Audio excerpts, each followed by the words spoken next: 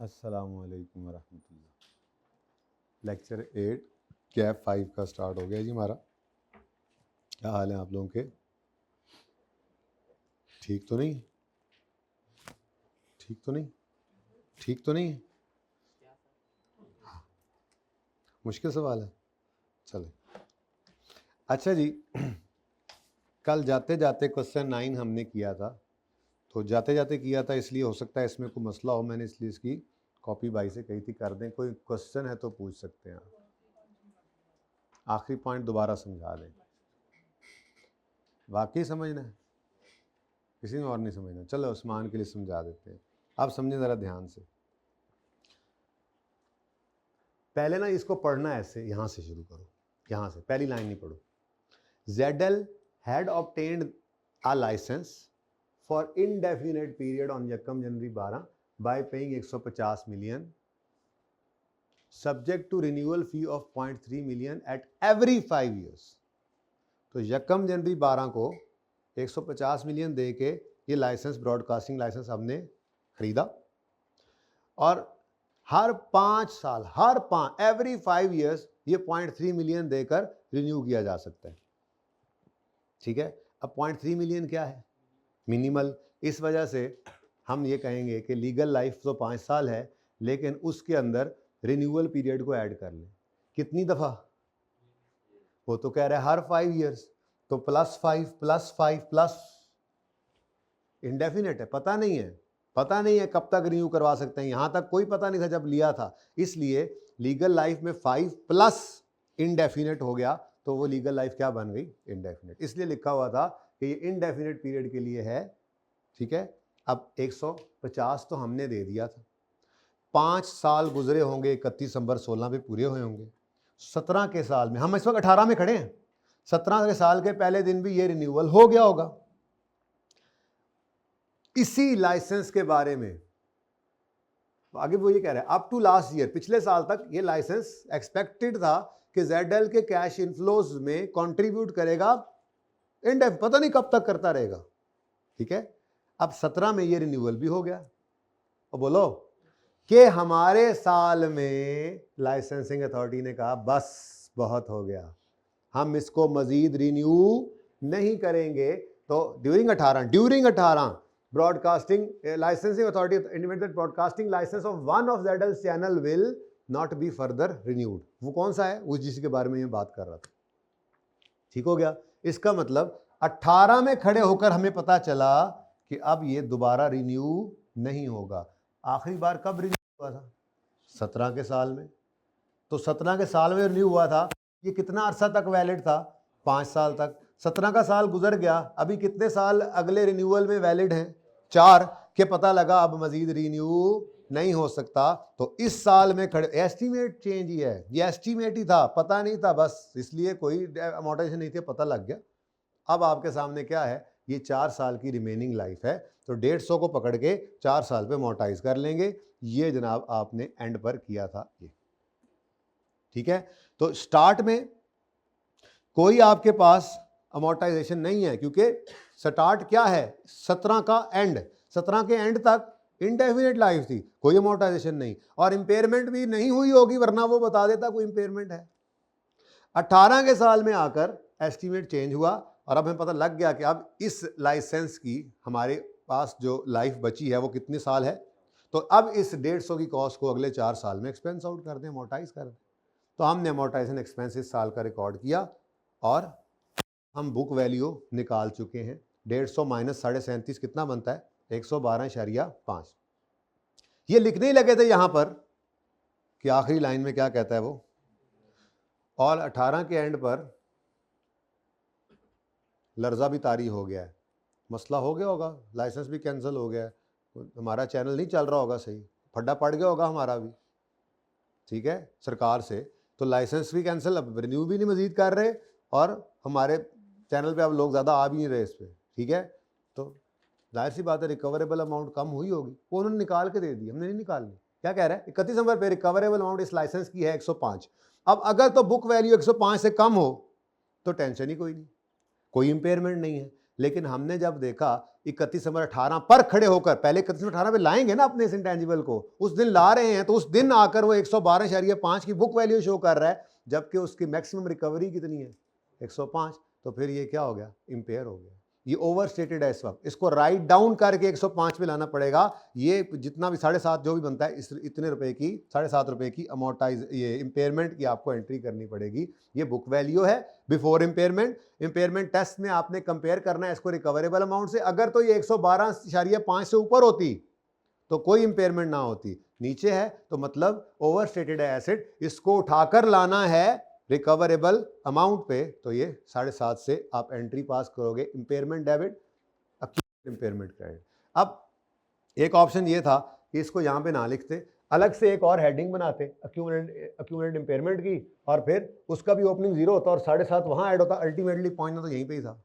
तो ये आपको FAR 1 में सिखाया जाता है कि आपने सवाल पढ़ते हुए देख लिया ना कि इम्पेयरमेंट भी हो सकती है, तो एहतियातन क्या किया करो, डेप्रिसिएशन के नीचे एक लाइन छोड़ दिया करो। ऐसे ही IAS 38 में अमोर्टाइजेशन के नीचे एक लाइन छोड़ दिया करो। इम्पेयरमेंट नहीं होगी तो लाइन खाली हो गई, तो यहीं पे स्लैश डाल के इम्पेयरमेंट लॉस लिखोगे, अक्यूमुलेटेड इम्पेयरमेंट लॉस, और यहाँ पे इम्पेयरमेंट की भी एंट्री कर दोगे और अल्टीमेटली पहुंचे उसी 105 पे। और कोई क्वेश्चन इस सवाल, चलें आगे। अच्छा जी, उसके बाद जनाब आपको कल इंशाल्लाह मेरा दिल है नया टॉपिक शुरू कर दें, और उस्मान भाई की आपको पता है फरमाइश थी, तो रमज़ान चल रहा है, मेरा ये भाई भी बड़ा प्यारा है, ठीक है, तो IAS 41 ही शुरू कर देंगे फिर, ठीक है। कह रहा था ये IAS 41 नहीं कहा था तुमने, जानवरों वाला, चलो जी, वो इतना छोटा है कि अगर मैं कल शुरू करूं तो ईद से पहले ख़त्म नहीं होगा, फिर कोई नवा कट्टा खोलना पड़ेगा, इसलिए।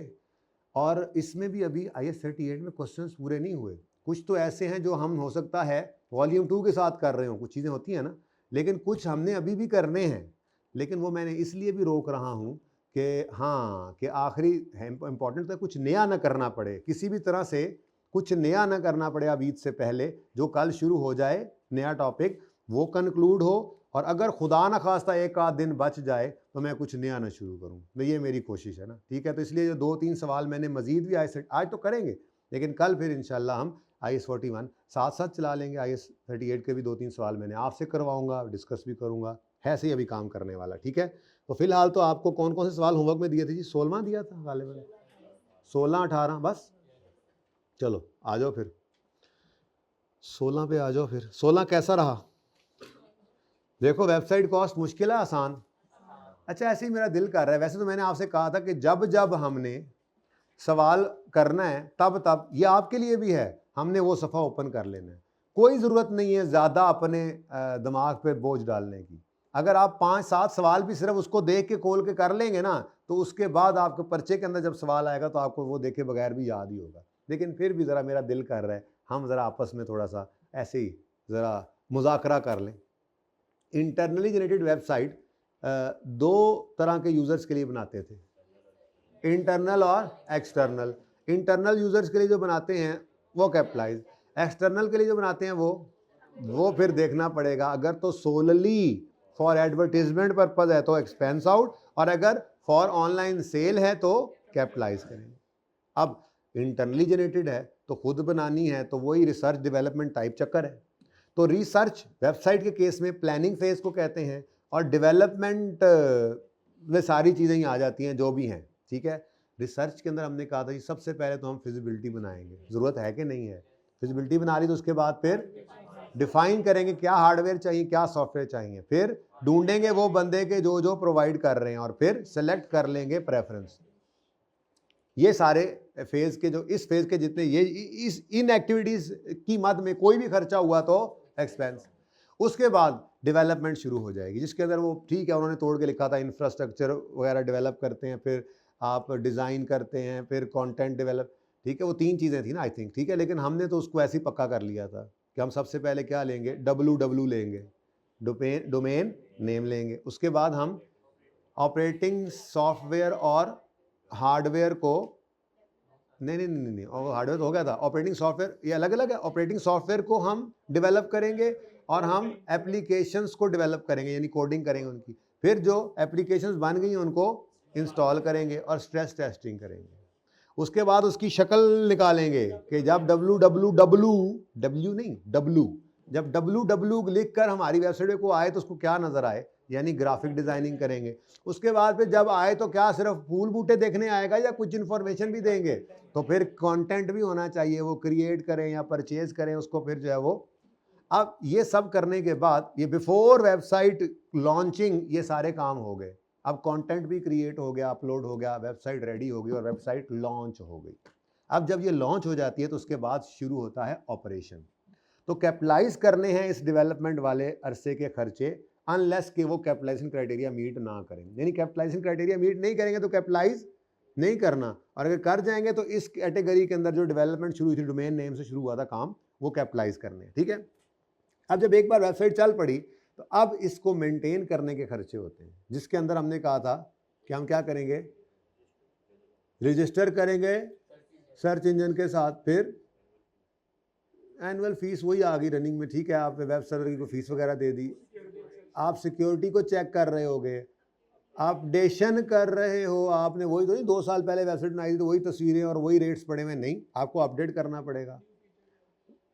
वो एडिंग न्यू फीचर्स आ गए। एक और काम भी था जो आपने वो लोड चेक करना है, कितना लोड उस पर चल रहा है, कैपेसिटी कैसे मैनेज हो, जो स्ट्रेस टेस्टिंग हुई थी वो भी देख रहे होते हैं ना। ठीक है, नहीं था तो खैर है, माफ़ कर देना मुझे। ये सारे के सारे खर्चे जो हैं ये भाई एक्सपेंस होंगे, क्योंकि ये उस वेबसाइट को चलाने के लिए। हाँ, एक एक्सेप्शन है कि आपके ये सब्सिक्वेंट एक्सपेंडिचर में कोई ऐसा खर्चा हो गया है जिससे आपकी कैपिटलाइजेशन, जो कैपिटलाइजेशन क्राइटेरिया मीट कर रहा है, यानी आपकी वेबसाइट के अंदर कोई भी ऐसी अपग्रेड टाइप चीज आ गई जिससे आपको फायदा बढ़ गया पहले की निस्बत, तो उसको कैपिटलाइज कर सकते हैं, जो कि है बहुत रेयर। मैंने एक एग्जांपल आपको दी थी, स्टैंडर्ड कहता है बहुत रेयर है, हमने एग्जांपल क्या दी थी, ऑनलाइन पेमेंट ऐड कर दिया आपने कैश ऑन डिलीवरी के साथ, तो फिर थोड़े से आपके कस्टमर्स बढ़ सकते हैं। ठीक है। उसके बाद आखिरी चीज़ थी सेलिंग और एडमिन जनरल ओवरहेड्स वगैरह, तो ये सारे के सारे selling admin general overheads expense out होते हैं। इनिशियल ऑपरेटिंग लॉसेस और क्या था, ट्रेनिंग वगैरह हो गया, इनिशियल ऑपरेटिंग लॉसेस हो गए, ये सारी चीज़ें क्या होती हैं, एक्सपेंस आउट। लेकिन एक एक्सेप्शन यहाँ भी थी, अगर डायरेक्टली एट्रीब्यूटेबल, ये वहाँ पर तो क्लियरली नहीं लिखा हुआ था, लेकिन सवालों में कहीं कहीं आपको नज़र आएगा जब हम चलेंगे कि जब सेलिंग डिस्ट्रीब्यूशन के साथ वो डायरेक्टली एट्रीब्यूटेबल का लफ्ज़ यूज़ कर दे, एडमिन ओवरहेड्स के साथ, नॉर्मली एडमिन जनरल ओवरहेड्स के साथ वो यूज़ कर दे लफ्ज़ डायरेक्टली एट्रीब्यूटेबल का, तो वो फिर कैपिटलाइज करने हैं आपने। ठीक है, ये मैंने कहा ज़रा बगैर देखे रिवाइज करें। वैसे तो हमने क्या किया करना है, अगर ज़रूरत पड़े तो हमने क्या किया करना है,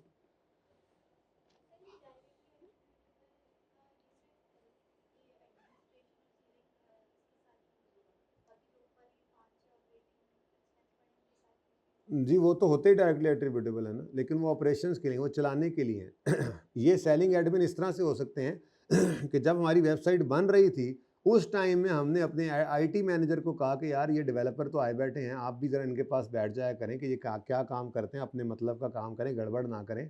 तो आपने जो रोज़ाना 2 घंटे इधर बैठना है ना, आपको हम उसके एक्स्ट्रा पे करेंगे। अब ये डायरेक्टली एट्रीब्यूटेबल है। वैसे तो एडमिन खर्चा था आईटी मैनेजर की सैलरी, वो अभी भी एडमिन ही है। अगर उसको एक्स्ट्रा कुछ पे ना करें और उसको कहें भाई इधर भी बैठना है तुमने रोज़ाना 2 घंटे, आज सुबह आके और शाम को जाते हुए, एक्स्ट्रा कुछ पे नहीं कर रहे, तो कोई मसला नहीं, ये कोई खर्चा नहीं है जो उस इंटेंजिबल कॉस्ट में ऐड हो, ये तो एडमिन का खर्चा था। लेकिन अगर हमने उसको कहा कि सुबह शाम 1-1 घंटा देना है आपने और ये एक्स्ट्रा देना है उस टाइम के अलावा, और हम इसके आपको एक्स्ट्रा पे करेंगे, तो फिर वो जो एक्स्ट्रा पे करेंगे पर आवर के हिसाब से, वो जब तक वहाँ पर इंस्टॉलेशन चल रही होगी या वो वेबसाइट बन रही होगी तब तक वो कॉस्ट उसमें ऐड होती रहेगी। इसको कहते हैं एडमिन खर्चा होना और डायरेक्टली एट्रीब्यूटेबल बन जाना। तो एडमिन खर्चा अगर है तो नहीं ऐड करना, लेकिन अगर वो डायरेक्टली एट्रीब्यूटेबल हो जाए तो ऐड कर देना। नॉर्मली सैलरीज वेजेस ही होती है। सवाल चले आगे। अच्छा जी, इन केस आपको देखना पड़े, बाकी अब थ्योरी एंड पे आके पढ़ेंगे इंशाल्लाह। ठीक है,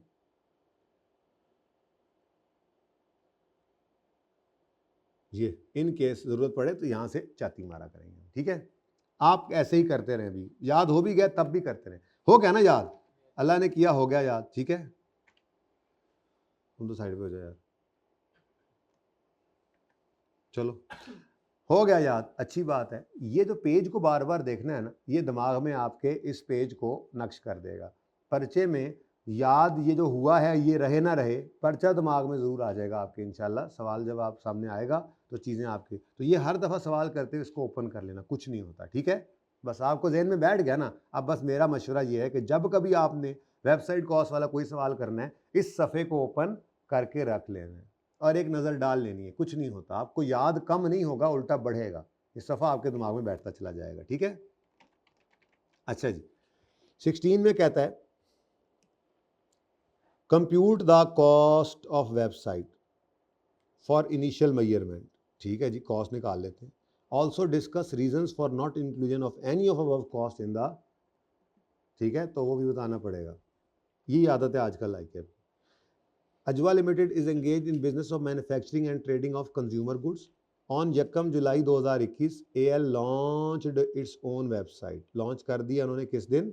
ईयर एंड क्या है जी? ईयर एंड पता नहीं कहाँ पे है। बहरहाल 1 जुलाई को इन्होंने अपनी वेबसाइट को लॉन्च कर दिया है, यानी इस दिन से पहले पहले को खर्चा हो तो वो इसमें कैपिटलाइज होगा। इस दिन से ऑनवर्ड्स वाला तो देखना पड़ेगा। ऑपरेशन वाले तो एक्सपेंस आउट होते हैं, या बाद में कोई आपको ऐसा एडिशन मिल जाए, जो कि नॉर्मली मेरे ख्याल में होता नहीं, बहुत रेयर चांसेस है, ठीक है। हाँ, अमोर्टाइजेशन होगी अगर लाइफ गिवन होगी, ठीक है, लेकिन फिलहाल उसने क्या कहा है, कॉस्ट निकालो। अब 1 जुलाई 21 पे ये लॉन्च हो गई है। आगे कहता है the website was developed internally which met the criteria for recording as an intangible on 1 May, यानी कि 1 मई 2021 को रिकॉर्डिंग क्राइटेरिया मीट किया उसने, ठीक है जी। डायरेक्टली एट्रीब्यूटेबल कॉस्ट्स, पहले ही उसने लिख दिया कि ये नीचे वाली सारी कॉस्ट क्या हैं, इसी के ऊपर ही लगी हैं। Incurred for website are as follows, ठीक है। नंबर 1, डिफाइनिंग हार्डवेयर एंड, अच्छा वैसे बाय द वे देखो यहाँ पे पता लग गया मुझे कि काम कब शुरू हुआ है। यानी मैं अगर लिखना चाहूँ ना, ज़बरदस्ती करूँ और लिखना चाहूँ तो मैं यहाँ पे लिख सकता हूँ कि 1 जनवरी को प्रोजेक्ट स्टार्ट हुआ है। रिसर्च डेवलपमेंट क्यों लिखना, तो ऐसी वेबसाइट है, प्रोजेक्ट स्टार्ट हो गया, हमने प्रोजेक्ट स्टार्ट कर दिया। और 1 मई को क्राइटेरिया रिकॉर्डिंग क्राइटेरिया मीट हो गया। और 1 जुलाई, मई और जून 2 महीने काम जो रहा उसमें, ठीक है, काम पूरा हो गया। 1 जुलाई को क्या हो गया, डेवलपमेंट कंप्लीट हो गई, ठीक है। तो इधर से इधर जो 2 महीने, इन 2 महीनों का हर खर्चा जो है वो वेबसाइट की कॉस्ट में ऐड करेंगे, कैपिटलाइज होगा, ठीक है। अच्छा जी, defining hardware and software specifications, ये क्या हुआ करता था जी आपका एक्सपेंस। वैसे भी वो जनवरी से मार्च के दौरान खर्चा है, ठीक है।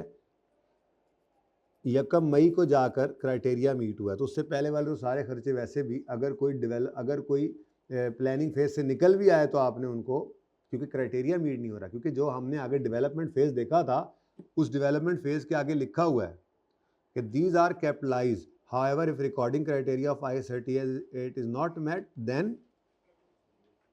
तो अब इधर देखो ना जी, अगर लिखा हुआ हो कि जी हम कोडिंग डेवलप कर रहे हैं, लेकिन वो काम 1 मई से पहले हुआ हो, तो इसका मतलब रिकॉर्डिंग क्राइटेरिया तो मीट नहीं हुआ, तो फिर वो चाहे डेवलपमेंट फेज में भी है, शर्त तो लगी हुई है ना, कैपिटलाइज नहीं होगा। ऐसी तरह मैंने कहा बात कर ले, देखो ये अकाउंटिंग ट्रीटमेंट ज़रा रिवाइज किया, ठीक है। सैलरीज एंड जनरल ओवरहेड्स जनवरी से जून। अब ये सैलरीज और जनरल ओवरहेड्स आ गए जी, ओवरहेड्स आ गए। अब ये जनरल ओवरहेड्स तो खामोश है, इस केस में तो खामोश हो, तो ये तो क्या होते हैं, ये तो एक्सपेंस आउट होते हैं, खामोश है ना जी।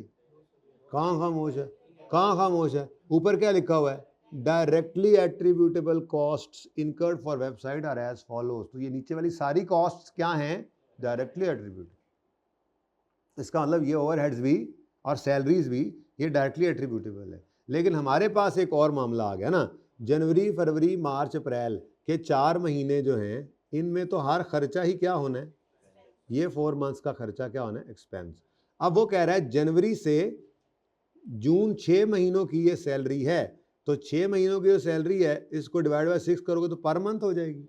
मैंने क्या करना है, मैंने कॉस्ट निकालनी है तो इंटू 2 करके कॉस्ट निकाल दूंगा, और जब उसने कहना है इग्नोर किया है किसको, तो मैं लिखूंगा इंटू 4 करके जी इसको इग्नोर किया, क्यों किया वो वजह भी आपको पता लग चुकी है। ठीक है, तो बहरहाल फिलहाल तो यूं कर लेते हैं ना, बल्कि ठीक है बाद में देख लेंगे। Divided by 6 into 2, answer is, ठीक है जी, 6 महीनों की है तो एक महीने की 1 रुपये कॉस्ट, तो 2 महीने की, ये क्या होगी कैपिटलाइज, ये क्या होगी capitalise. Next, development of the content, content development तो हमारा कैपिटलाइजेशन वाला ही एरिया है ना, डेवलपमेंट चल रही है ना, और बोलो डेवलपमेंट चल रही है ना। ठीक है, अब ये है भी किस अरसे की, मई, और तो मई में तो रिकॉर्डिंग क्राइटेरिया मीट हो गया था। अच्छा खुदा ना खास्ता ये लिख देता अप्रैल से जून, हम कहते 7 जो है ये 3 महीनों की कॉस्ट है, एक को एक्सपेंस आउट करते और 2 महीनों को कैपिटलाइज। ठीक है, हालांकि ये डेवलपमेंट फेज है लेकिन शर्त भी तो लगी हुई है ना, रिकॉर्डिंग क्राइटेरिया का मीट होना भी जरूरी है। खैर चलें, ये तो सारे का सारा क्या बन गया, ये भी कैपिटलाइज हो गया। ठीक है जी, अच्छा नेक्स्ट, बल्कि इसको यूँ लिख लेते हैं सारे का सारे, क्योंकि ये मई और जून का है ना 2 महीनों का, तो इस सारे को मैंने यहाँ पर लिख दिया, ये सारा ही 7 मिलियन। ठीक है, next, registering website with search engines, ये तो ऑपरेशंस हैं। अच्छा आप तो पता है ना आप क्या कर रहे हो, आप तो ये कर रहे हो, आप ये देख रहे हो, साथ साथ देख रहे हो, आपने देखा यहाँ पर ये लिखा हुआ है registering website with search engine, तो ये तो क्या है ऑपरेशंस का पार्ट है, और ये एक्सपेंस करते हैं, बस ये याद रखो कि ये क्या होगा, ये एक्सपेंस होगा व्हेन इनकर्ड। हाँ अगर वो IS38 का रिकॉर्डिंग क्राइटेरिया मीट कर जाए तो, लेकिन ये होता बहुत रेयर है उसने कहा। ठीक है, तो वो जब होगा तब क्लियरली बताएगा आपको। ओके, और सही है ना। अच्छा तो ये क्या हो जाएगा जी, एक्सपेंस। नेक्स्ट, एनुअल फीस, अच्छा यहां से देख के भाई बता रहे थे, annual fees for website hosting, website तो बन गई है, तो ऑपरेशंस चल रहे हैं। ठीक है, कहीं एनुअल फीस है जी यहाँ पर, updating graph, adding new functions, registering website, backing up data, reviewing security, analysing usage नहीं है, तो शायद अदर्स के अंदर ये आए, ये एडमिन एक्सपेंस आ सकता है, ऑपरेटिंग एक्सपेंस ही है एक तरह से। ये बेसिकली हमने वेबसाइट, हमने अपना सर्वर नहीं खरीदा बल्कि किसी सर्वर के ऊपर हमने होस्टिंग ले ली, तो उसकी अब हमें मंथली या एनुअल फीस पे करनी पड़ती है। ठीक है, तो ये भी क्या है, ये भी क्या है जी, एक्सपेंस आउट होगा। ठीक है, चलाने के लिए भी, ऑपरेशंस के लिए। फिर एम्प्लॉय ट्रेनिंग, अस्तगफुरुल्लाह training, expense out. Discount offers for logging on website, ये मार्केटिंग एक्सपेंस होता है, डिस्काउंट्स वगैरह देना, तो ठीक है, तो ये मार्केटिंग, एडवर्टीजमेंट वगैरह, इनको भी आपने कभी भी कैपिटलाइज नहीं करना होता। ऑल कॉस्ट, ये पढ़ा ही नहीं, पहले पढ़ना चाहिए था। ऑल कॉस्ट उसने यहाँ पे लिखा था, all cost are incurred evenly throughout the mentioned period. ठीक है, तो हम कर ही ऐसे रहे थे, इसका मतलब ये हुआ कि अगर आप कॉस्ट निकालें, कॉस्ट तो वो कितनी है जी, बस इतनी सी, लेकिन चूंकि इतने ज़्यादा इग्नोर करने थे इसीलिए तो उसने 7 नंबर जो रखे हैं उसमें उसने क्या कहा है कि डिस्कस करो, जिनको इंक्लूड नहीं किया उनकी रीजंस। तो आपने लिखी थी, डिस्कस की थी, तो आप यूँ लिखोगे जी, हाँ नहीं नहीं नहीं, एम्प्लॉय, देखो एम्प्लॉय की ट्रेनिंग कॉस्ट है, ट्रेनिंग कॉस्ट बुक में लिखी है, तो मैं क्या करूं, ट्रेनिंग कॉस्ट कभी भी कैपिटलाइज नहीं कर सकते। देखो ट्रेनिंग कॉस्ट कभी भी कैपिटलाइज नहीं कर सकते, डायरेक्टली एट्रीब्यूटेबल भी, डायरेक्टली एट्रीब्यूटेबल क्यों है, क्योंकि आपने इसी वेबसाइट को चलाने के लिए ट्रेनिंग दी है। ये भी तो डायरेक्टली एट्रीब्यूटेबल है, जो आपने डिस्काउंट ऑफर लगाई है फॉर लॉगिंग ऑन यही वाली वेबसाइट, ये भी तो डायरेक्टली एट्रीब्यूटेबल है, इसी वेबसाइट के ऊपर है। क्योंकि हम इन दो चीज़ों के बारे में अलग से पैरा डाला हुआ स्टैंडर्ड ने कि हम एडवर्टीजमेंट करके कस्टमर को कंट्रोल नहीं कर सकते, हम ट्रेनिंग दे के एम्प्लॉय को कंट्रोल नहीं कर सकते, इसलिए कभी भी कैपिटलाइज नहीं करोगे।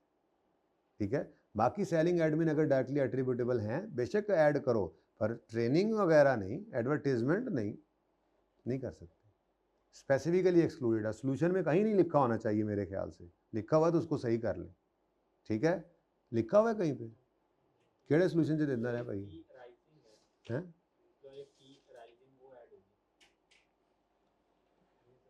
एम्प्लॉय फी राइजिंग, ये सैलरीज होंगी, वो सैलरीज ही हैं 4 महीने की, वो हो सकती हैं, ठीक है, वही होंगी, अभी लिख लेते हैं, ठीक है, जाके सोल्यूशन देख लो एक बार, मेरा नहीं ख्याल ही होना चाहिए, नहीं है यार, वैसे तो गोलियां कराते हो, नींद में था।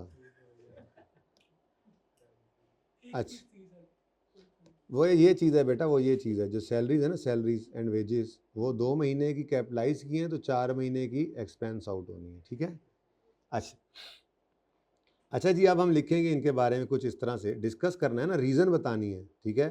तो आप इस .5 के बारे में क्या लिखोगे कि ₹0.5 million incurred for defining hardware and software specification is related to planning phase, therefore it is recorded as an expense in profit and loss when incurred, ठीक है।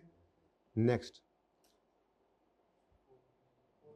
ये रजिस्टरिंग एनुअल, वो भी, हाँ वो भी बीच वाला कर लेते हैं, वो मिस ना हो जाए, ये हो गया ना, ये तो हो गया कैपिटलाइज वाला, और जो बाकी का होगा 6 डिवाइडेड बाय 6 × 4 यानी 4, ये क्या होना है जी, ये एक्सपेंस आउट होना है। तो इसके बारे में हम लिखेंगे कि ₹4 million relating to salaries and general overheads is incurred from January to May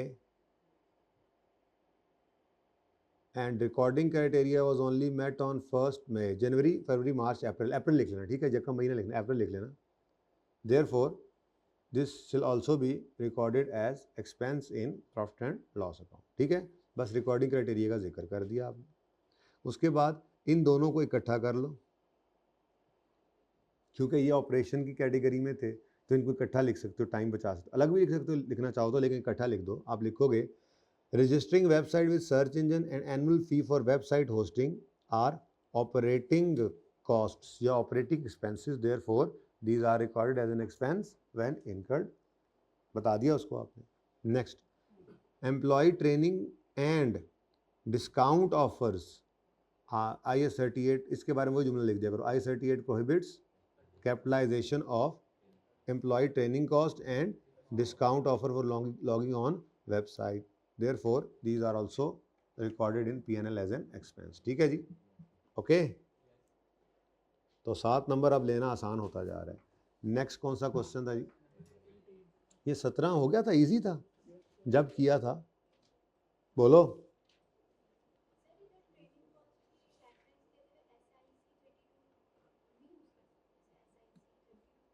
SIC 32 में कहीं पे उसने ट्रेनिंग के बारे में लिखा नहीं है, लेकिन SIC 32 बेसिकली आपके इंटेंजिबल के लिए इंटरप्रिटेशन आई है। तो आप देख लो, अगर आप वेबसाइट के ऊपर अमोर्टाइजेशन करते हो तो क्या, अभी वैसे मैंने पढ़ाना भी है, वो सफ़ा है, सही थोड़ी सी बातें हैं, ठीक है, लेकिन आप अमोर्टाइजेशन भी तो कर रहे हो, वो आप इंटेंजिबल को ही सामने रखते हुए कर रहे हो। IS 38 अपनी जगह कायम है, उसी के अंदर क्लैरिफिकेशन। आप SIC 32 भी, आप IS 38 भी ना लिखें, आप लिखें रेलेवेंट स्टैंडर्ड, तब भी चलेगा, बात सही लिखें बस, ठीक है।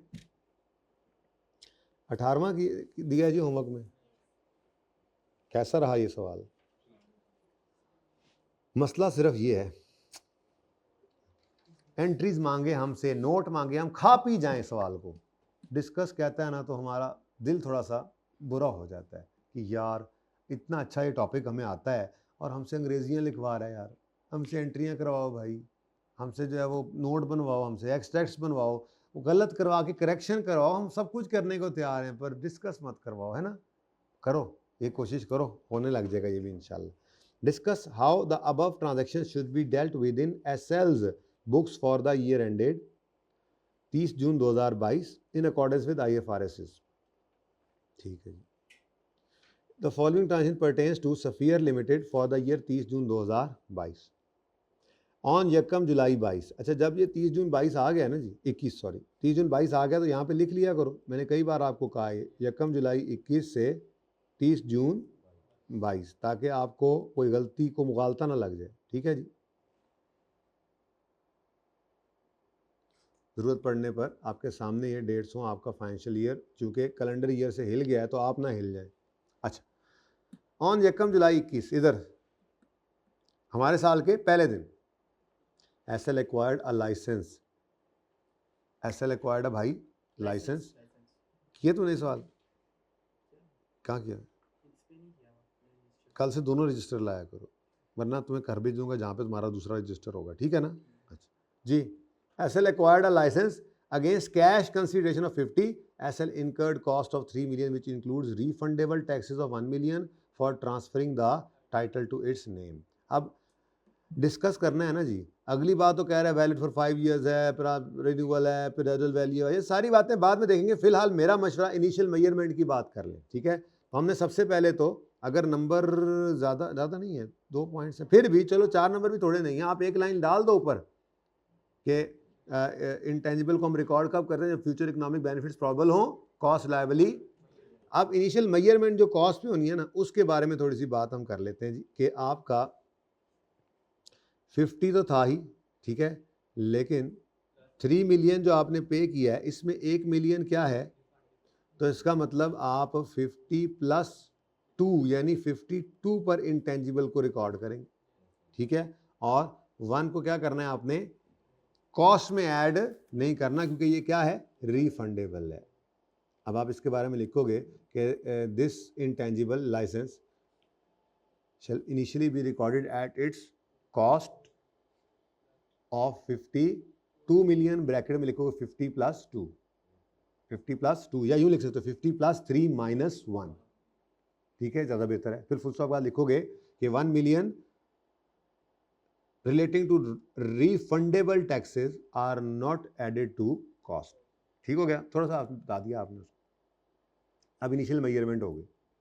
अब सब्सिक्वेंट मेजरमेंट की बात कर दे, अगर कोई रिवैल्यूएशन का जिक्र हो तो, नहीं तो अमॉर्टाइजेशन इम्पेयरमेंट का तो होगा ही। ठीक है, आगे बढ़ो, क्या कहता है? The licence is valid for 5 years but is renewable every 5 years at a significant cost of.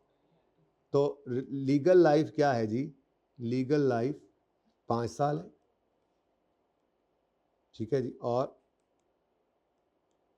इसमें +0 करके यही आपकी अमोर्टाइजेशन के लिए यूज होगी। ठीक है, वो तो कह रहा है एसएल इंटेंड का, एसएल की नियत है, एसएल इंटेंड्स टू रिन्यू। ओहो, गलत हो गया, ऊपर वाला प्लस कर दें।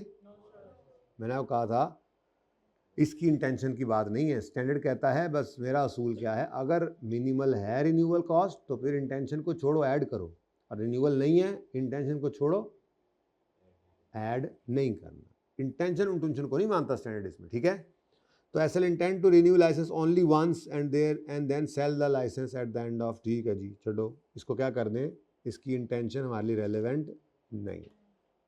तो फॉर अमोर्टाइजेशन जी हमारे पास 5 साल की लाइफ है।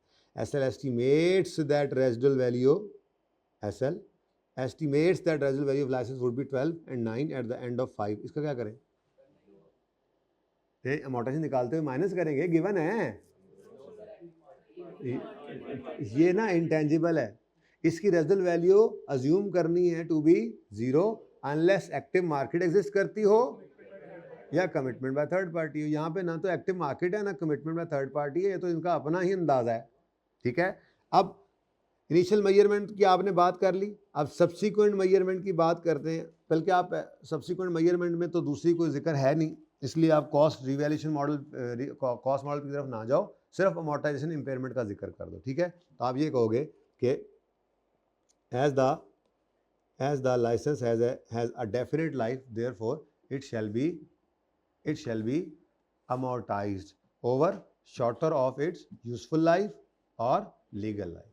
फुल स्टॉप के बाद आगे लिखोगे in this case their useful life is not given, therefore for amortisation purpose legal life of 5 years, bracket में 5 + 0 कर देना, shall be used for amortization of this license। The extension period is ignored because, ये renewal जो भी है, renewal period is ignored because the renewal cost is not minimal, minimal. Full stop बाद अगली बात लिखोगे, residual value is also ignored because there is because residual value of intangible shall be taken to be zero unless there is active market or commitment by a third party। ठीक है, और सही है। तो यहाँ पर ऐसा कुछ था नहीं, इसलिए ये भी क्या हो गई, जीरो। तो ये बस आपने 4 नंबर के लिए लिखा, काफ़ी हो जाएगा इंशाल्लाह। ठीक है, आगे चलें। नेक्स्ट, ऑन 1 जुलाई 21, ये भी पहला दिन, SL decided to develop a website for advertisement and promotion of its products. SL believes that website would enhance brand value of product and would also be used for providing general information about SL to the public. On 1 September, SL internally initiated development of website which was completed on 31 जनवरी 22, यानी 1 सितंबर 21, सितंबर, अक्टूबर, नवंबर, दिसंबर और जनवरी, 5 महीने, बोलो 5 महीने development चलती रही। Directly attributable cost incurred by SL for developing website R 2 million for planning the website, ये तो expense out होगा। 7 million for acquisition of web server, और ये तो PPE होता है, वेब सर्वर आ गया तो ये तो PPE है। हाँ, लेकिन इसकी डेप्रिसिएशन होगी तो इधर ऐड कर सकते हैं, वो यहाँ पे भी चलेगा, इंटेंजिबल तो है ना, पहले पढ़ाया। 3 million for content development equally in November and December, capitalise करेंगे। अरे सारी मार तो यहीं से पड़ गई थी। Decide website for advertising and promotion of its products, तो अगर इंटरनली जनरेटेड है पर है सिर्फ किस मकसद के लिए, आगे भी वो यही कह रहा है, SL के बारे में ही इंफॉर्मेशन देगी ये वेबसाइट, एनहेंस करेगी ये वेबसाइट ब्रांड। ओ भाई कुछ चीज़ें बेचोगे यहाँ से, नहीं नहीं नहीं नहीं, तो ये क्या है, ये सोलली फॉर एडवर्टीजमेंट पर्पज ही है। तो इस सारी वेबसाइट को क्या करना है, तो सुकून हो गया जी, कैपिटलाइज तो होता, लेकिन ये क्योंकि एडवर्टीजमेंट पर्पज के लिए तो इसको एक्सपेंस आउट कर दिया। तो उससे आगे बढ़ो जी, ये तो बहुत आसान हो गया यार, ये तो ज़्यादा ही आसान हो गया ये वाला पार्ट है ना, एकदम से ही वक्त बदल गया, जज्बात बदल गए, हालात बदल गए, पता नहीं कल क्या होता है। इम्प्रूवमेंट तो आ रही है हमारी टीम में ना, है 91 पे आउट हुए, फिर 135 पे, फिर हो सकता है आज कल हम जीत जाए, उम्मीद पे दुनिया कायम है। नहीं नहीं छोड़ो, तुम चिल करो, तुम अपने काम से काम रखो, पेपर पास करो। ये मेरे जैसे वेलों का काम है, जिनको पेपर पूपर पास होने वाला है कोई नहीं, वो देखते रहे हैं जी। ये आखिरी नहीं है बेटा, ये कैफ का आखिरी है।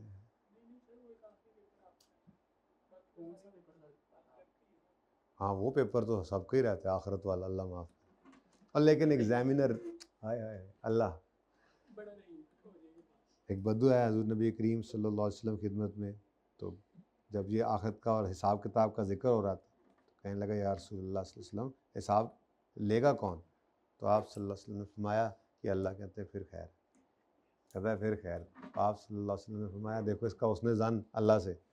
तो डरना भी है, डरना भी है, ईमान है ना, उम्मीद और खौफ के दरमियान है, तो अल्लाह की ज़ात से उम्मीद भी रखनी है और अपने गुनाहों से डरना भी है, बाकी क्लास के बाद, क्योंकि फ़ीस जो है ना FAR 2 पढ़ने की आपने दी हुई है, ठीक है, तो मुझे इसके ऊपर डरना पड़ेगा अल्लाह से, ठीक है जी। 1 million for annual website hosting till 31 January, paid in January 22, 31 January 23 तक। अब ये असल में ना, वैसे तो ये एक्सपेंसिव बनना था, लेकिन उसने कहा चलो थोड़ा इंट्रो चेक कर लें, बच्चों को भूल तो नहीं गई। क्या मतलब, ईयर एंड क्या है, 30 जून 2022। अब वो कह रहा है हमने जनवरी इधर 31 जनवरी को कह रहा है जी, हमने यहां 31 जनवरी है ना, 31 जनवरी 23 तक वैलिड है, पे हमने किया है जनवरी 22 में, 31 जनवरी कर दो या जनवरी कर दो, जो भी है, ठीक है, वैलिड जो है तो मतलब वो 1 फरवरी से ही चलेगा, ठीक है। तो कहता है जी 31 जनवरी को हमने पे किया है, 22 पे, और ये अगले साल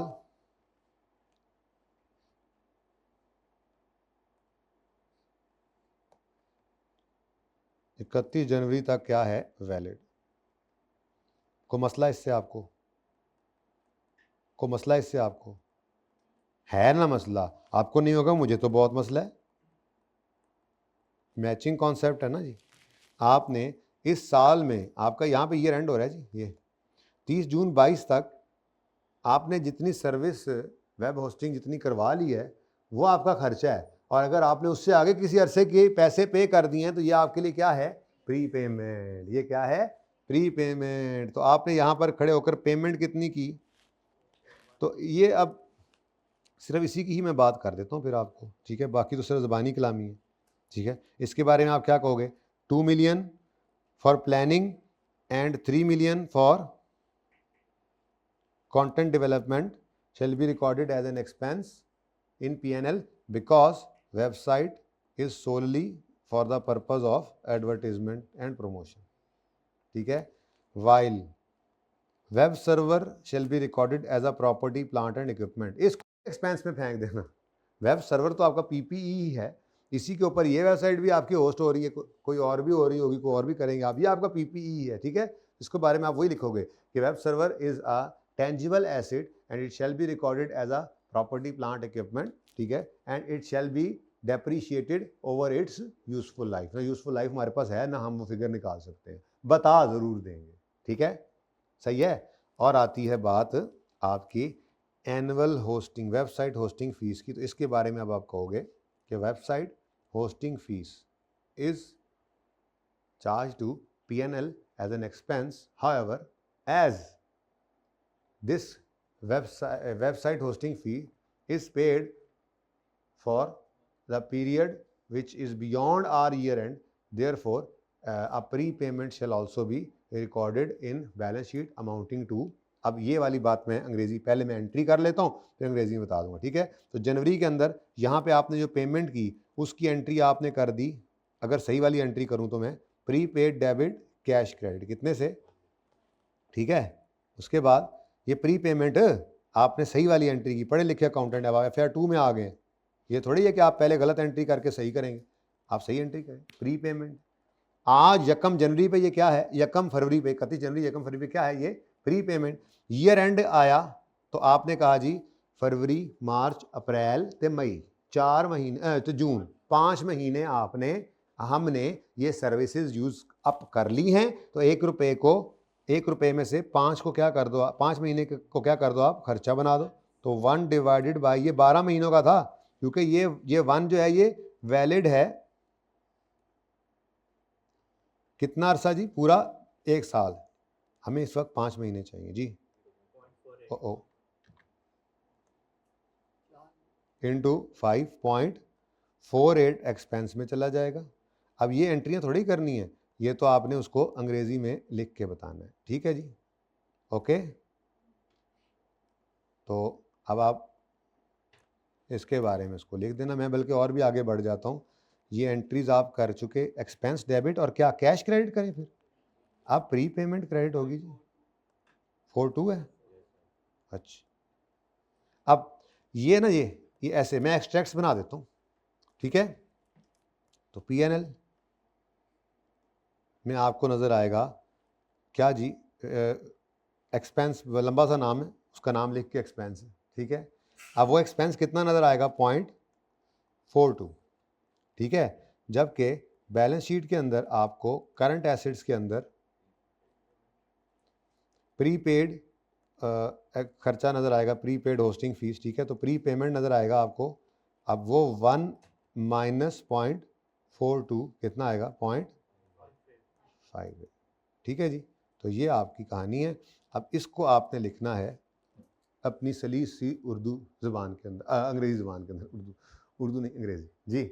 आप क्या लिखोगे कि web hosting cost is an expense, however as it is paid for the period covering यकम February to 22 to 31 January 23, therefore the the web hosting cost of 0.58, ऐसे भी लिख सकते हैं, relating to the period from यकम जुलाई 22 to 31 January 23 shall be recorded as a prepayment in current assets and ₹0.42 of the web hosting cost relating to the period यकम फरवरी 22 to 30 जून, अपने अल्फाज भी लिखना है ना, ठीक है, shall be charged to P&L as an expense, ठीक है। तो ये आप लिख दोगे तो इसका आपको मिल जाएंगे नंबर। बस ये मेरे ख्याल में इसी के ही नंबर थोड़े से ज़्यादा बन जाते हैं, ये जो बात इन्होंने एंड पे करवा ली हमसे, ठीक है, तो सही है।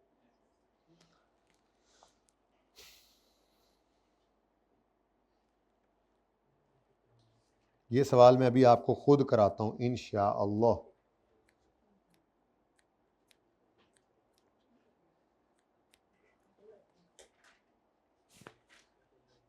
बड़ा ज़बरदस्त सवाल है, लेकिन उससे पहले आपको कौन सा होमवर्क में दिया था? और कोई नहीं था? कौन सा देख लेना? कौन सा देखने के लिए कहे थे? शुक्र है फिर मैंने तफसील से करा दिए हैं, चलो समझ आ गया।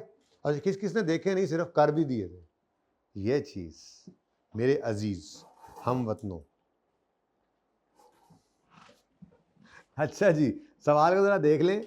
सवाल अब शुरू करते हैं फिर, बड़ा ज़बरदस्त सवाल है जी, आपको पसंद आएगा। वही हुआ ना जिसका डर था, करेक्शन ऑफ एरर की जान नहीं छोड़ रहा। अब FAR 2 में तकरीबन हर टॉपिक में आपको इसका सवाल मिलेगा। IS-38 अब कर लिया ना, जैसे IS-16 पढ़ा था तो करेक्शन ऑफ एरर में आ जाता था ना एडजस्टमेंट उसकी।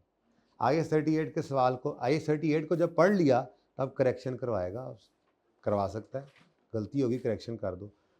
और फिर कभी कभी करेक्टिंग एंट्रीज करवाता है, तो कभी कभी ये वाली फनकारी भी करता है कि सवाल में उसने दिया है हमें ड्राफ्ट फाइनेंशियल स्टेटमेंट्स का डेटा, कुछ ड्राफ्ट फाइनेंशियल स्टेटमेंट के भी एक्सट्रैक्ट्स दिए हैं, उसने सिर्फ 3 आइटम्स निकाल दिए। Draft financial statement of TL for the year 31 December 17 show the following amounts, total assets, total liabilities और नेट प्रॉफिट, बस। अब रिक्वायरमेंट में कहता है डिटरमिन रिवाइज्ड अमाउंट्स ऑफ, यही वाली 3 चीजें, क्या करो, रिवाइज्ड अमाउंट निकालो इन तीनों की, after incorporating impact of above adjustments if any. कहता है अगर ऊपर वाली एडजस्टमेंट का असर है तो फिर रिवाइज्ड अमाउंट्स निकालो, जाहिर है होना ही है, ठीक है। अच्छा, अब सवाल को पढ़ते हैं। समझ आ गया करना क्या है? छोड़ो समझ का क्या करना है हमने, हम तो अपना काम करेंगे। मैं ओरिजिनल एंट्रीज आपको करवाऊंगा, फिर उसकी गलती बताऊंगा, फिर करेक्टिंग एंट्रीज की बजाय, चूँकि उसने कहा है बैलेंस एडजस्ट करो, तो वो फिर आपको दूसरा तरीका सिखाऊंगा कि एंट्रीज नहीं मांगेगा तो नहीं करेंगे, टाइम बचा लेंगे। एंट्री भी कर दूंगा, एंट्री करके भी आपने ये बैलेंस सही कर ही लेना होता है, ठीक है। तो पहली एडजस्टमेंट पढ़ते हैं। अब सवाल बदल रहे हैं, कहीं पे अंग्रेजी पूछ रहा है, कहीं पे करेक्शन करा रहा है, कहीं पे नोट बनवा रहा है, कहीं पे जर्नल एंट्री पूछ रहा है, लेकिन कॉन्सेप्ट तो वही है जो हमने पढ़ लिए हैं। कुछ छोटी मोटी चीज़ें रह गई हैं जो अभी थ्योरी पढ़नी है तो हो जाएंगी इंशाल्लाह। While reviewing the draft financial statements, following matters have been noted. TL commenced development of a new product on यकम जनवरी 17, हमारे साल के पहले दिन। Following directly attributable costs have been incurred up to the launching date of, तो इसका मतलब ये हुआ कि मुझे अभी तक की बात से ये पता लग गया है कि डेवलपमेंट कंप्लीट हो गई, डेवलपमेंट कंप्लीट हो गई है जी। यकम अक्टूबर लिख लें या 30 सितंबर लिख लें, फ़र्क नहीं पड़ता, ठीक है, अभी तो ये पता लगा। हाँ, TL कमेंस्ड डेवलपमेंट, ये स्टार्ट कब हुआ था प्रोजेक्ट? यकम जनवरी। अब बीच में मिसिंग है एक चीज़ भाई, चाहे रिसर्च स्टार्ट हुई है, मैं प्रोजेक्ट इसलिए लिख रहा हूँ कि क्लियरली बताया नहीं रिसर्च है डेवलपमेंट है, प्रोजेक्ट तो स्टार्ट हो गया ना। चाहे रिसर्च है, चाहे बुरी वाली डेवलपमेंट है, क्राइटेरिया मीट होने से पहले वाली, वो दोनों ही एक्सपेंस होते हैं, तो R&D एक्सपेंस कर देंगे। क्राइटेरिया मिलना इस वक्त ज़रूरी है, पता तो लगे कि किस दिन से क्राइटेरिया मीट हो रहा है। वरना फिर यही कहेंगे सारा ही डेवलपमेंट है। तो देखेंगे ना आगे वो कहता है the following direct relatable cost have been incurred up to launching date and have been capitalise. ठीक है, ये क्या है, ये क्या है, ये क्या है, ये गलती है, बाद में पढ़ेंगे। अच्छा, following directly attributable cost have been incurred up to launching date of यकम अक्टूबर। स्टाफ सैलरी, एक्सपेंस ना कह देना, स्टाफ की सैलरी है, ये स्टाफ की ट्रेनिंग कॉस्ट नहीं, स्टाफ की सैलरी है। जैसे साइंसदानों को आप बिठाकर फार्मूला बनवाते थे तो उनकी सैलरी तो होती थी जो क्या, और क्या खर्चा होता है इंटेंजिबल को खुद बनाने में, यही होता है स्टाफ की सैलरी। वो कौन सी सैलरी है जो डायरेक्टली एट्रीब्यूटेबल है, तो वो फिर लेंगे हम। ठीक है, इक्विपमेंट ले लेंगे, इक्विपमेंट की तो डेप्रीसिएशन लेंगे। ठीक है, 5 साल पे इसको डेप्रीशिएट करेंगे। बात वहीं पे ही आ रही है, पता तो लगे कितना अरसा रिसर्च डेवलपमेंट बुरी वाली और कितना अरसा अच्छी वाली डेवलपमेंट है, वरना तो डेप्रिसिएशन भी किसी एक तरफ डालनी पड़ेगी। ठीक है, चलते हैं आगे, देखते हैं। कंज्यूमेबल्स, ये क्या होते हैं जी? जैसे मटेरियल, रॉ मटेरियल वगैरह। ठीक है, कोई और छोटी मोटी चीज़ें, छोटी मोटी चीज़ें, छोटी जो कि आपकी चीज़ें जो हैं जो कि आपकी इस तजर्बा गाह में पड़ी हुई हैं, यूज़ हो रही हैं डेवलपमेंट के वक्त में। ठीक है, तो ये 90। और कंसल्टेंट फ़ी, ये कंसल्टेंट कौन है? न्यू प्रोडक्ट बना रहे हैं ना जी, तो कोई एक्सपर्ट आपने बुलाया हुआ है। ठीक है, वो कंसल्टेंट है, उसको ज़ाहिर है आप पैसे देंगे। कंसल्टेंट फ़ी जो है ये बिल्कुल कैपिटलाइज होती है। तो पीपीई के लिए कंसल्टेंट, कोई इंस्टॉलेशन के लिए कंसल्टेंट बुलाते थे तो उसकी भी कैपिटलाइज करते थे, यहाँ पर भी कैपिटलाइज करेंगे। ठीक है, अच्छा हम काम की गल हुण शुरू हुई जे। The recording criteria for capitalization of internally generated intangible were met on 1 March. यानी कि ये टोटल 9 महीने थे, जिनमें से जनवरी फरवरी 2 महीने क्राइटेरिया मीट ना हुआ। रिकॉर्डिंग क्राइटेरिया कब मीट हुआ? फिर रिकॉर्डिंग क्राइटेरिया मीट हो गया यकम मार्च 17। अब ज़िंदगी आसान होगी। ये 2 महीने जनवरी और फरवरी वाले 2 महीने, कोई भी खर्चा इस अरसे के दौरान हुआ तो एक्सपेंस आउट। ये कितने मंथ्स? 7 मंथ्स। ये 7 महीने जितने भी खर्चे हुए वो कैपिटलाइज हो जाएंगे अब। ठीक है, ओके।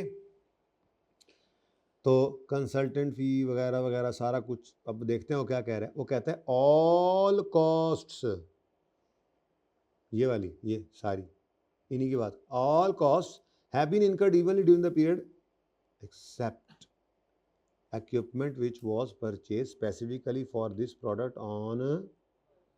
तो जकम जनवरी को आया तो अच्छी बात है, हमारा सारा साल ही इस्तेमाल हो जाएगा। ठीक है, कोई मसला नहीं। ठीक है, ओके। तो सवाल तो अब होने के, बल्कि हो ही गया समझो। ठीक है, तो बहुत आसान काम हो गया। ठीक है, एक्सपेंस 30 का, बल्कि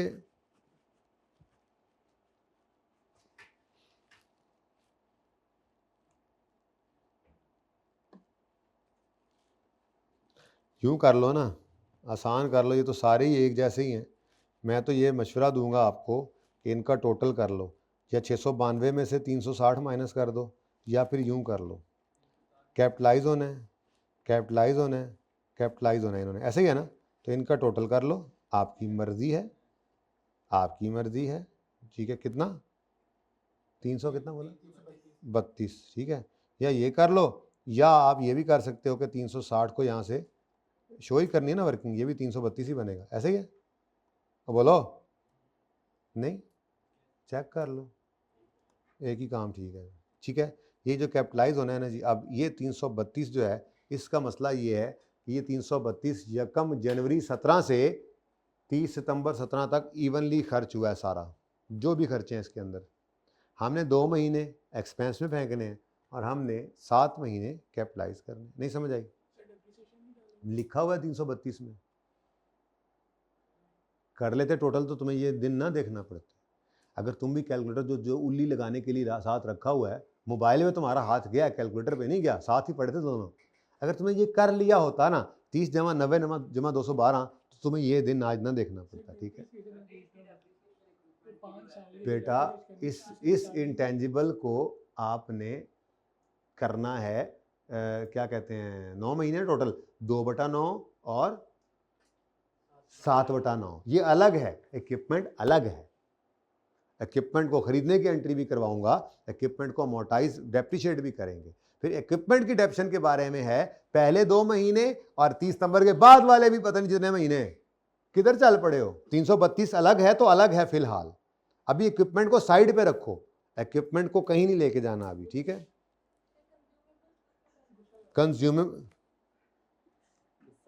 जब मैंने गुस्सा किया ना, अच्छा जी बेटा, कंज्यूमेबल्स जो आप मिसाल के तौर पे प्रोडक्ट बना रहे हैं, तो मैंने कहा था मिसाल के तौर पे आप कोई डिज़ाइन बना रहे हैं, जो वैक्सीन बना रहे हैं, तो जो चीज़ें उसको बनाने के लिए आप इस्तेमाल कर रहे हैं, रॉ मटेरियल्स, ठीक है, कोई मटेरियल ख़रीद के लाए, कोई इस तरह की चीज़ें होती हैं जो वंस यूज़ होती हैं, को आपने जो है वो इस तरह के कोई प्लास्टिक के, कोई रिबन, को रबर, कोई इस तरह की चीज़ें, ये कंज्यूमेबल्स टाइप चीज़ें होती हैं जो आप तजर्बा करते हैं, वो ज़ाया हो जाती हैं चीज़ें, और फिर नया तजर्बे के लिए और ख़रीद के लाते हैं, इकट्ठी खरीद के लाए हुए हैं, उसमें से आप यूज़ कर रहे हैं। तो कंज्यूमेबल्स क्या हैं? जो आपके इस इंटेंजिबल की डेवलपमेंट में यूज़ हो रहे हैं। सिंपल सी बात है, डायरेक्टली एट्रीब्यूटेबल। जी, कंज्यूमेबल्स तो कभी भी पीपीई नहीं होता बेटा। कंज्यूमेबल्स तो ऐसे खर्चे को हम कहते हैं कि जो कैपिटलाइज होने के लायक नहीं होता। जैसे मिसाल के तौर पे आप लोगों की ऑफिस के अंदर स्टेशनरी पड़ी है, अब एक बड़ी कंपनी, यहाँ सप्लाईज एक बड़ी कंपनी है, तो वो आप कभी नहीं देखोगे कि वो स्टेपलर और उसकी पिनों को कैपिटलाइज करके पीपीई के अंदर रख रहे हो, कभी भी नहीं करेंगे वो। ठीक है, वो हमेशा उसको एक्सपेंस आउट करेंगे क्योंकि वो कंज्यूमेबल नेचर की चीज़ें हैं। ठीक है, कैपिटलाइज करेंगे हम सिर्फ उन एसिड्स को जिनकी यूजफुल लाइफ 1 साल से ज़्यादा हो, और वो भी फिर अक्सर ऐसा करते हैं, एक थ्रेशहोल्ड रखते हैं। स्टेपलर भी तो 5 साल नहीं खराब हो, आप कह सकते हैं, उसमें फिर एक थ्रेशहोल्ड रखती हैं कंपनीज के, जो इमटेरियल चीज़ें होती हैं उनको फिर कहाँ पे रिकॉर्ड करते फिर एसिड बना के और फिर उनको एक्सपेंस आउट करो। कंज्यूमेबल्स, ठीक है, स्टेशनरी किसी भी दफ्तर के अंदर कंज्यूमेबल, ठीक है, सही है। किसी भी लेट से आप पढ़ के एनपीओ क्लब के अंदर क्रॉकरी कंज्यूमेबल नेचर की चीज़ होती है ये। ठीक है, ये एक्सपेंस हो जाती हैं जो इस्तेमाल हो जाए, नहीं खरीदी फिर जो यूज़ होगी एक्सपेंस, और जो बची पड़ी होगी वो करंट एसेट में स्टॉक हो सकता है। ठीक है, सही है। ये इसलिए कर रहे हैं बेटा, सैलरी क्यों कैपिटलाइज कर रहे हैं, किस लिए? तो ये डायरेक्टली एट्रीब्यूटेबल नहीं,